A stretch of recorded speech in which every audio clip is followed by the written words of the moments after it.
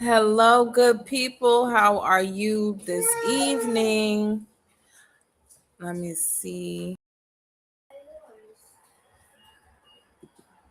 For some strange reason, I can't get the full screen. I don't know why, y'all. This is weird. There we go. I had to figure that out real quick. Happy Friday to you and yours. Happy Friday to everyone, whether you are watching from live or the replay. I am here, and today's discussion is worth taking some notes. Okay? If your child can read the words on the page, but when you ask, what was the story about, they freeze, shrug, or say, I don't know, then tonight's episode is for you. I want to get right into this, right? Because today we are talking about something that many parents quietly worry about. My child can read, but they do not seem to understand what they're actually reading. And it doesn't matter if it's a regular story, if it's a news article, a thread, um, nonfiction text, a short passage, a poem, right? And so, if that's the case, I want to say this clearly. That does not mean your child is lazy. That does not mean your child is not smart. It does not mean that you failed as a parent. What it does mean is that your child may need help moving from reading the words to making meaning from the words. Okay. And so that is a different skill. And tonight we are going to talk about it. Good evening, families, and welcome back. This is Literacy and Lattes. I'm Ms. Robinson, founder of Reading for Smiles. And this month, we are in the Architect Parent Reset. So far, we have talked about parent confidence and building homeschool plans that fits real life. Tonight, we're going to talk about reading comprehension. And because sometimes parents will say, my child can read the book, but then when I ask the child a question and realize, hey, they read the words, but they didn't understand anything that was there, that can feel very scary. And I do want to address a lot of that. And it's something that we can support. Sage is here with me at the learning table tonight. Sage, come on in. Thank you, Ms. Robinson.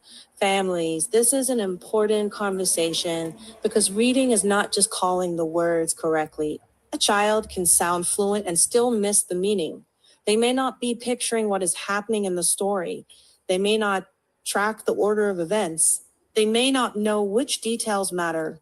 Some children spend so much energy sounding out the words that there is little energy left for understanding. So tonight, we are not asking, can my child say the words? We are asking, can my child understand, explain, discuss, or respond to what they read? That is the deeper work. Yes. And let's give families something practical right away. The next time your child reads a passage or a story, do not jump straight to 10 comprehension questions, right? Start with one single prompt. And that's this: tell me what you saw in your mind while you were reading. I'm going to say that again. Tell me what you saw in your mind while you were reading. That question can tell you a lot. If the child says, I did not see anything, or I don't know, then they may not be building a mental picture of the text yet. And when a child cannot picture what is happening, it becomes harder to retell, answer questions, write about the story, or even understand deeper meaning, right? And so instead of only asking, what is the answer? Start asking, what did you picture? That can open the door and elevate the discussion. Um, I believe we have a freebie that we're going to give with this as well. And I guess, if you have been watching a part of our Literacy and Latte series, then you know that the documents that I speak of in these videos are held inside our school group. The school membership is $5 a month. It is where we discuss all things homeschool, from planning to literacy packs to breaking down reading comprehension. There is a course in there for parents who want to get started, the Architect Parent course. That's how you transition from thinking, oh, I put my child into these programs, to designing what the actual literacy program and their journey is going to look like. As well as I have a course in there called the Confident Reader and Writer. Nonetheless, today we are dropping in there the picture to text comprehension map. If you're a member of the group, all you have to do is go to tonight's video, download it, save it, use it with your child. Now, let's get to it. The picture to text comprehension map. This tool helps children slow down, picture what they read, organize what happened, and use those pictures to talk and write about the text. The goal is not just to answer questions. The goal is to help children make meaning of what the text actually said. The link is in the description, and I will make sure it's pinned in the comments. And while you are here, please subscribe to the Reading for Smiles channel so you can join us every Friday for Literacy and Lattes. Now, if you are just new here, I cannot give you a set time just yet because my Fridays go up and down with my two toddlers. However, I will always be present and always bring some insight and information that you can use with your child while you're homeschooling or just for literacy enrichment. Okay. And so now let's get into the coffee conversation of it all. Let's really talk. One thing I have seen over the years that parents often think that reading comprehension should automatically happen once a child has read the words. And sometimes it does, but not always, right? And so some children are very good at decoding and, they can read the sentence, which is a good thing, obviously.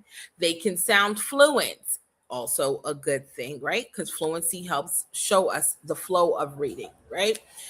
They can move through the page. Great. But now when you ask what happens, I don't know, right? And so why did the character do that, right? What do you think will happen next? What was the problem? What was the lesson? They struggle. And these struggles are real. I have seen it over the years, time and time again, where children be like, I don't know. I read it though. And so we have to do our own due diligence of making sure we check in with these babies and have small discussions. I tell you all the time on this channel, having discussions with the children will deepen their understanding and their comprehension with you. Have your own literacy book night. Have your own show and tell of a book for the week, right? 15 That's to such a strong. Oh, sorry, Stage. Go ahead. No, you're good. That's a strong point, Miss Robinson. Decoding and comprehension are connected, but they are not the same. Some children need direct support with visualizing, organizing, and talking back to the text.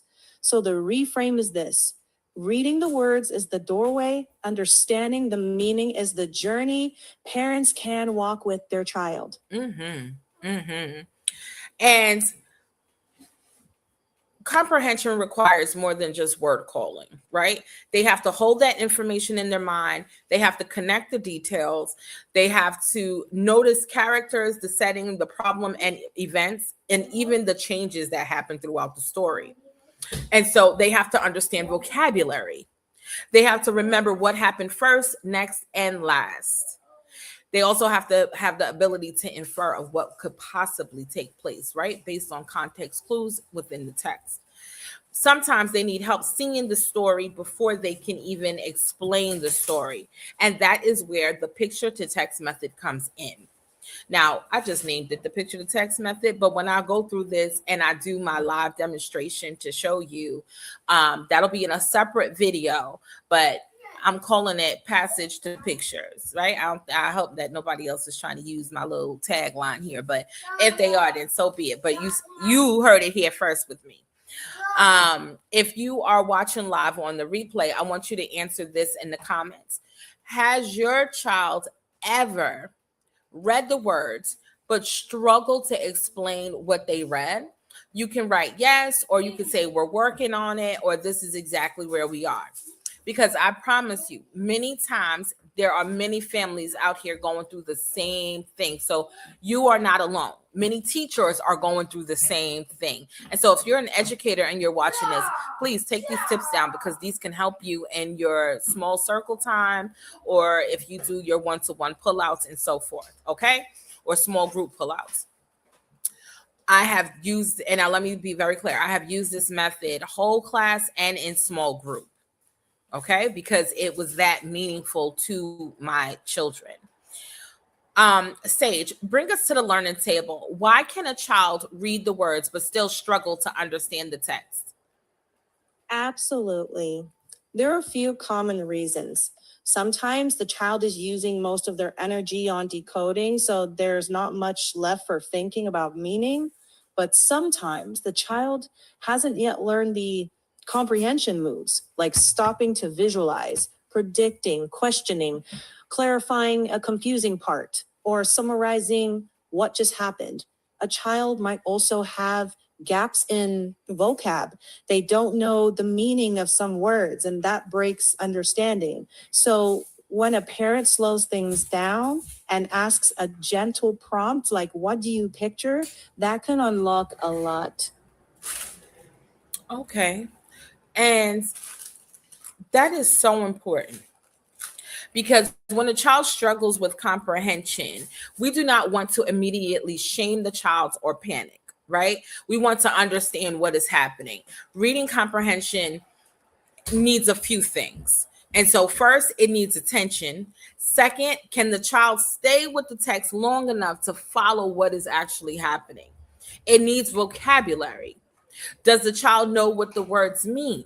Because if they can read the word, but they do not understand the word, the meaning of it breaks down. And then third, it needs visualization. Can the child picture the scene? Can they imagine the character? Can they see the action? Can they create a mental movie inside their minds about the part of the text that they're analyzing and going back over?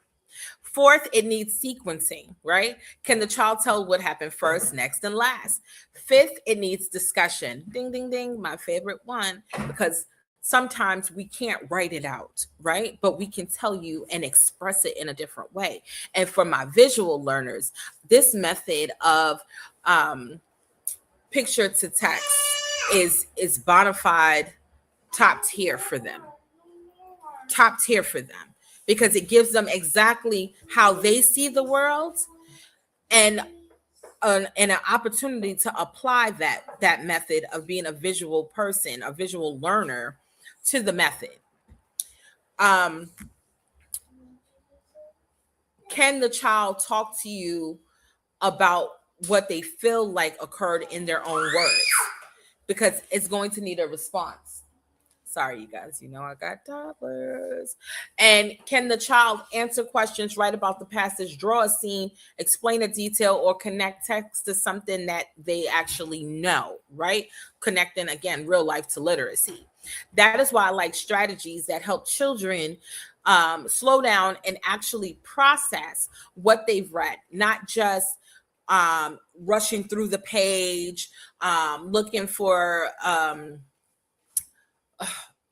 words that they know to just stand out, right? Because then now they're pulling things apart, but maybe not in the right sequence of how they occurred. And so this is why I got to stress this. It's important for children to read 15 minutes minimum a night. And if for the children who cannot read, it's important for us parents to read to them.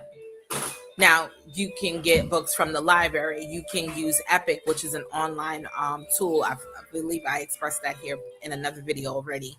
Um, you can get books from Amazon. Go to sometimes hang out in a bookshop, right? Just sit down in a bookshop and read through something together. I used to sit in Barnes and Nobles all the time, right? Relax, looking through the different books that they had there, things of that nature. So you can do those same exact things. You can create your own stories, even using AI tools. Okay. And maybe that's a whole nother video in itself as well. The point is that your child should be practicing and embracing literacy as many times as they possibly can, growing their vocabulary so that they can make connections when they see these words together. And obviously having the discussions to build deeper thinking and to personalize what they're taking in. Now, I want to introduce the method I use with students, and I know I'm going to do a separate video, you guys, because I want to be able to show you detail by detail on what to do. Now, how long will I leave the video up? I do not know, because technically I feel like that belongs inside the community, but I'm going to put it here because there's just too many people who have questions around this. And so I want to actually go through that step by step. But for tonight, I'm calling it the picture to text method. I told you I had a hard time trying to name it. But here's the idea. When a child reads a passage, I would have them create an image of exactly what they read. Sometimes they would draw the setting. Sometimes they're drawing what happened first, next, and last. Sometimes they would draw the character and show what the character was doing or feeling.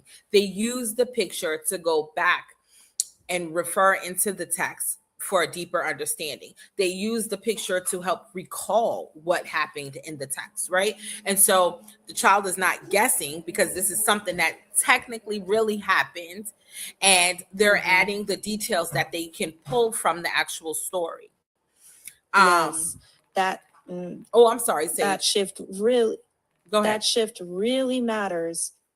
The picture becomes a thinking tool, not just an art activity. Right. It takes pressure off the child and then gives them a bridge back into the text. Sometimes comprehension improves not because we ask more questions, but because we help the child see the text more clearly. And once they see it, they can usually talk about it. Yes. And this way they become comfortable and confident in what they've read. It gives them the visual piece that they need to help thinking about this text. And so when you're doing the process, you can also ask, what part of the story did you draw? What sentence helped you know this specific event, right, that occurred in the story? What happened before this event? What happened after this? How does this character feel here in this moment? How do we know that? What are the key words that are there, right? What detail from the text supports your picture? I read it, but do I not know what happened? Oops. I can see it, explain it, and go back to the text. That is so powerful. And that is how we arm our children with confidence around reading, at least one of the ways, right? And so some children need to bring the text into vision before they can bring it into words. Let me show you quickly what I mean. I'm not going to do a full teaching today, but like I said, this deserves its own video, and I want to give you the idea. Here's a quick passage. Maya stood at the stage of the garden holding a small watering can. The soil looked dry and the tomato plant was leaning to one side. She poured water slowly near the roots and smiled when the leaves lifted in the sun. Now, before I ask the child 10 questions, I might say, draw what you heard, right? Draw what you saw in your mind as I read that. I also would read it twice. That's a very important thing. We cannot just say, oh, especially for our students who are struggling in this area, what did you get from it? No. let's read it twice. In the classroom, not only did I read it with my students, I read it twice. And then I said, now you read it on your own and now draw the picture. Right? So they're having 3 times of hearing it for them to process it. So in this case, the child might draw Maya, a garden, a watering can, a tomato plant, dry soil, sunlight, leaves lifting, and then I can ask, what did Maya notice? The child can look at the picture and say, the soil was dry and the plant was leaning, right? And so what did Maya do? Well, she poured water near the roots of the plant. And then I can ask, how do you know that the plant improves? The leaves lifted in the sun. Now we're not just answering random questions. We are using the picture to return to the text. That is comprehension. That is making the connections. That is visually seeing it in your mind and seeing it on paper, what Maya actually did with this plant and how the plant responded to the water and the sun. Now, Sage, come on in, ask me a question or two before we wrap up. Sure. When you use this picture to text strategy with students, what changed for them most? Was it confidence? Was it recall? Or how willing they were to even talk about the text? I'm going to tell you, it was all 3. And it comes in stages. Because as they got familiar with what we were doing, I would always do at least 2 to 3 passages in a sitting session because I wanted them to understand the flow and what they needed to do. And then we would have a discussion about actually what was underlined, what was pictured, and so forth. And so they would gain the confidence, and then they didn't mind speaking up and saying, well, I understood it this way. Right? They were open. They weren't afraid to talk in front of our group. And before I did all of that, I also explained this is our safe space, right? If we mess up, we don't know something, we're doing it in our safe space. No one's going to judge you for that. Our only job is to support and help you do that. That's why all of my environments were thriving environments, because the base and the foundation was always set with that level of clarity, that level of openness, and that level of respect. And so no one can tease anyone for not knowing. And your only job was to, well, did you think of it like this? Or I didn't see it that way. I took it this way. And then this allowed for them to strengthen their skills on presenting and standing on what they saw, right? Or what they envisioned. So many people buckle when they hear someone else's opinion and they shift their opinions based on what somebody else is saying. No. Stand on what you said, because this is how you took it. Now, if your information and insight changes because of the discussion, that is different. But I had to teach my students how to come in armed and ready to be able to do the work on their own. No different than if you put a child in group work. All of us have had to do some type of group project. All of us have always had the one person who didn't really do anything, but they showed up and tried to get full credit for what is done. And then you got the person in the group that probably did all of the work, right? Mm-hmm. And so I never wanted my students to be those people. I always wanted them to feel strong, confident, and knowledgeable in what we were talking about. So no, before we go into group work, you needed to understand this independently first. And it was my job to make sure you understood it independently enough so that if we are put into a group or we're asked to discuss, turn and talk to your neighbor, you had the resources, the information, and insight to make that conversation actually doable. Otherwise, you will have children sitting there playing, talking about Roblox or, anything else other than what the work was calling them to do. And so we want confident readers. We want confident writers. We want confident people, period. Some people, have to go through the process to become that. And there's nothing wrong with that, but we have to equip and show them what those skills and things look like. And that applies to so many different ways. We just happen to be talking about reading comprehension right here. Because why? When children are in group settings and you're like, oh, read the first two sentences, and that person crams and they're like, I don't want to, because of their fear of their voice, their fear of how others may judge them, their fear if they stumble on a word. We start to negate those layers. And the only way to do that is to make it a norm to have discussions around the text. Make it a norm to read a little bit of every day, right? Yes. And so yes. that's my answer for you tonight, Sage. And I actually hope that anyone who's listening can benefit from what I just said. Absolutely. Ms. Robinson, that was strong. And I want to echo what you just said. When a child feels safe and prepared, comprehension grows, right? Mhm. And so picture to text is one way to slow the race. Let the child see the text and build confidence before they speak. And that confidence spills over into writing and group talk and the whole learning experience. Yes. And that's the win. That is the win. That is the major win, Sage. Exactly. Yes. Now, before we close, here's tonight's coffee cup challenge. Use the picture to text comprehension map once this week. For ages 3 to 5, read a short picture book. Ask your child to draw one thing they remember, then talk about it for 1 minute. For ages 6 to 8, read a short passage, draw what happened first, next, and last, and use the picture to answer 2 questions.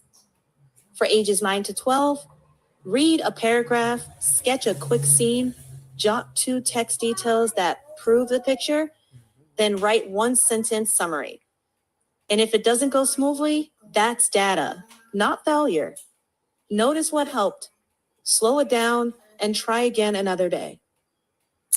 I love it. I love it. I love it.